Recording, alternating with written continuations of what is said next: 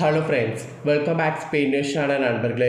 எனக்கு இந்த வீடியோவில் மிக முக்கியமான ஒரு ஆன்மீக பரிகாரத்தை தான் இந்த வீடியோவில் பார்க்க போகிறோம். ஸோ பார்க்குறதுக்கு முன்னாடி என்ன பார்க்க போகிறோம் அப்படிங்கிறத இன்ட்ரோவில் வந்து ஷேர் பண்ணுறேன், வாங்க பார்ப்பீங்க. 2026 மிக முக்கியமான நாளாக நாளை நாள் அமைந்திருக்கு. நாளை நாள் தேதி பார்த்திங்கன்னு வச்சுக்கோங்களேன், மார்ச்சுடைய 3ஆம் நாள். அதே போல் தமிழ் மாதம் பார்த்திங்கன்னு வச்சுக்கோங்களேன், மாசியுடைய 19ஆம் நாள்.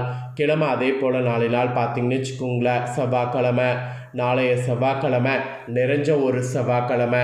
அப்படி என்ன முக்கியமான செவ்வாய்க்கிழமை அப்படின்னு கேட்குறீங்களா? நாளைய செவ்வாய்க்கிழமை பார்த்திங்கன்னு வச்சுக்கோங்களேன், கிரகணமானது நடக்க போகுது. இப்போ தானே ஒரு கிரகணம் நடந்தது அப்படின்னு நீங்கள் கேட்பீங்க. இப்போ நடந்த கிரகணம் பார்த்திங்கன்னு வச்சுக்கோங்களேன், சூரிய கிரகணம்.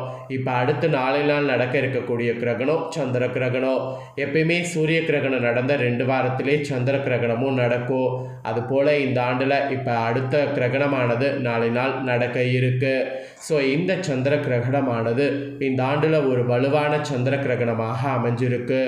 காரணம் என்னன்னா, இந்த கிரகணம் வந்து இந்தியாவில் தெரிய போகுது. ஆக்சுவலி நாளை நாள் சிம்ம ராசியில் பூரம் நட்சத்திரத்தில் இந்த சந்திர கிரகணமானது நடைபெற இருக்கு. ராகு கேது சந்திரனை விழுங்குற மாதிரி ஒரு எனர்ஜியான சூழ்நிலை நாளை நாள் உருவாகும். இந்த சூழ்நிலை உருவாகும் போது சந்திரன்கிட்ட பார்த்திங்கன்னு வச்சுக்கோங்களேன், நிறைய ஆபத்தான விளைவுகள் வந்து வெளிவரும். அந்த ஆபத்தான விளைவுகள் உடல்லையோ நம்மளுடைய பொருட்களையும் பாதிப்பை ஏற்படுத்தும். அதனால் நாளை நாள் சில கட்டுப்பாடுகள் நாம் பண்ண வேண்டும். அதில் வீட்லையோ வீட்டை சுற்றியோ வீட்டில் இருக்கக்கூடிய பொருட்களையும் இந்த ஒரு பொருளை முக்கியமாக போட்டு வைக்கணும்.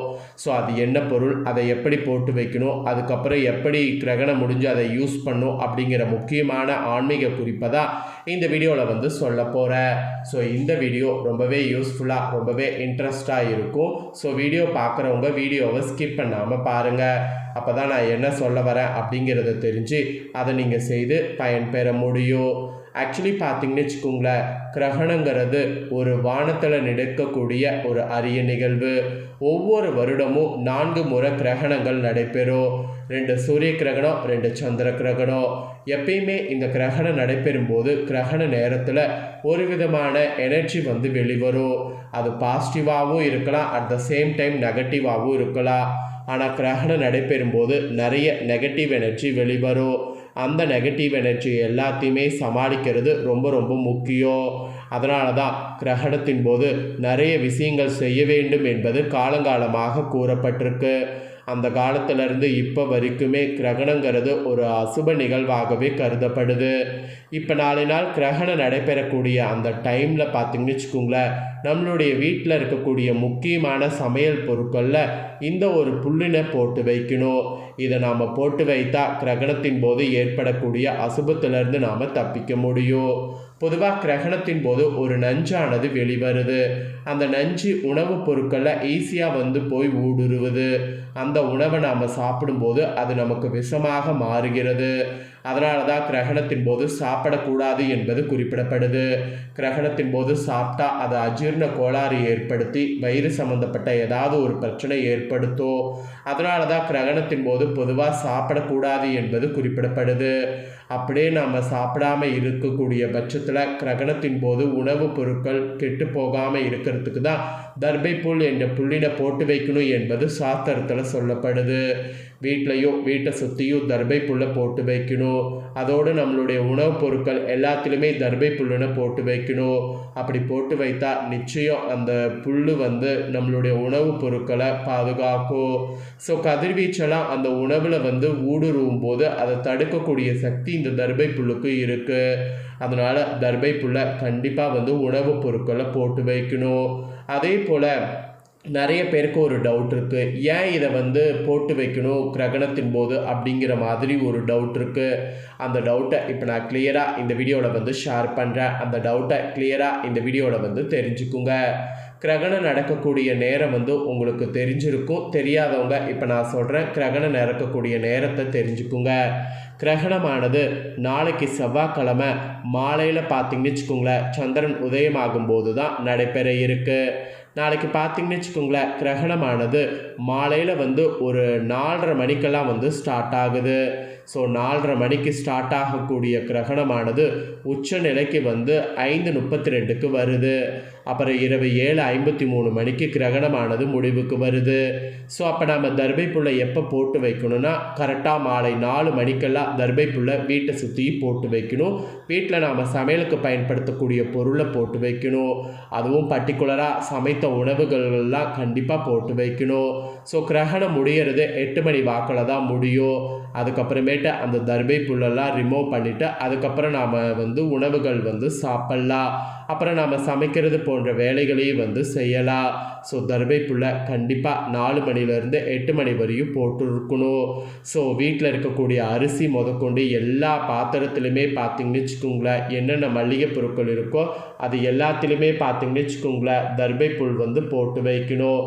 ஸோ தர்பை புல் போட்டு வைக்காமல் இருந்தால் அது கண்டிப்பாக ஆபத்தை ஏற்படுத்தும். அதனால் தர்பை புல்லை கண்டிப்பாக பார்த்திங்கன்னு வச்சுக்கோங்களேன், எல்லா இடங்கள்லையுமே வந்து போட்டு வைங்க. அதுவும் மெயினாக பார்த்திங்கன்னு வச்சுக்கோங்களேன், தர்பை புல்லை வந்து சமையலுக்கு நம்ம பயன்படுத்தக்கூடிய தானிய வகைகள்லாம் இருக்குல்ல, அதுலெல்லாம் வந்து மெயினாக போட்டு வைங்க. அதே போல் அந்த புல் உங்களுக்கு கிடைக்கல, வேறு ஏதாவது அதுக்கு ஆல்டர்னேட்டிவ் இருக்கா அப்படின்னு கேட்டிங்கன்னா இருக்குது.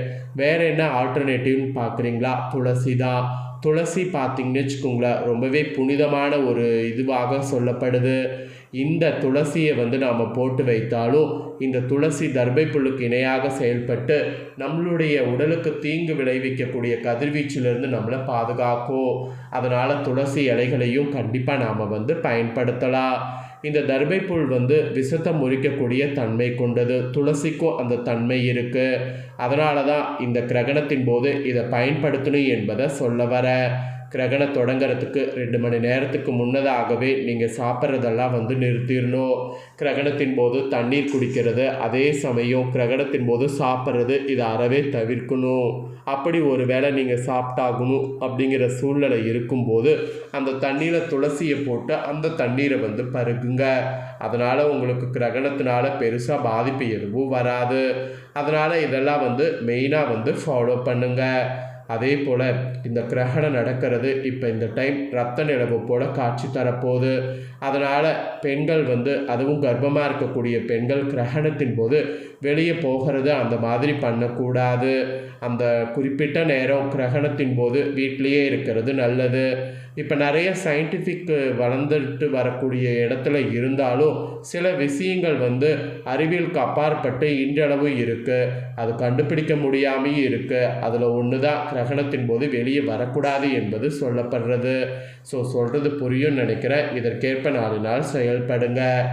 ஏன் இந்த கிரகணத்துக்கு இவ்வளோ ரெஸ்ட்ரிக்ஷன் வந்து இந்த டைம் இருக்குது அப்படின்னு பார்த்திங்கன்னா, இந்த கிரகணமானது இந்த டைம் இந்தியாவில் தெரிய போகுது.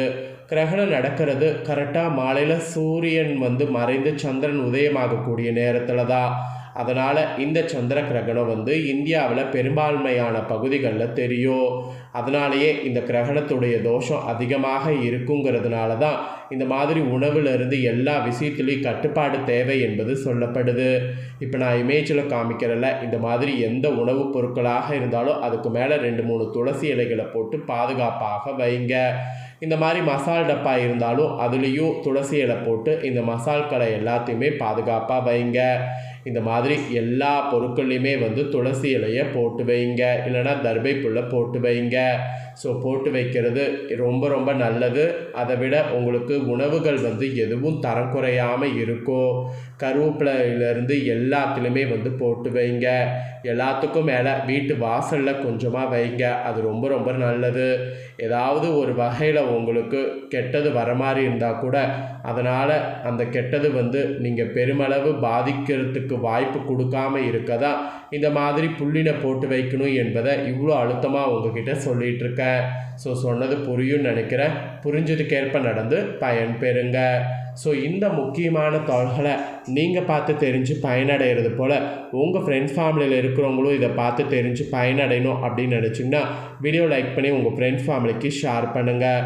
உங்கள் ஃப்ரெண்ட்ஸ் ஃபேமிலியில் இருக்கிறவங்களும் வீடியோ பார்க்கட்டும், அவங்களும் இந்த முக்கியமான தகவல்களை தெரிஞ்சு இதற்கேற்ப நடந்து பலன் பெறட்டும்.